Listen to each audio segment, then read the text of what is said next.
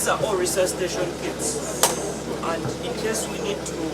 Bwanyizibwa bwaffe kulaba nti buli muntu yenna akola mu ambulensi abeera n'obukugu ate era n'okulaba nti omutindo gwa ambulensi gwe tukozesa mu Uganda nagwo gweyongerako okuva nga gye tuvudde emabega. Tukolaganidde wamu n'ebitongole ebyenjawulo n'ekitongole ky'ebyenjigiriza nga tuyitira mu Directorate of Industrial Training okuteekawo omusomo ogw'abavuzi.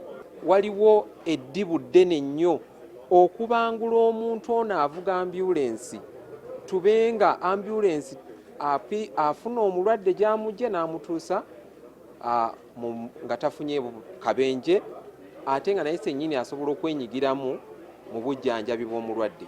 Waliyo gye tuyita type C ambulance oba nze njiyita advanced life support or that can be upgraded to a mobile intensive care unit.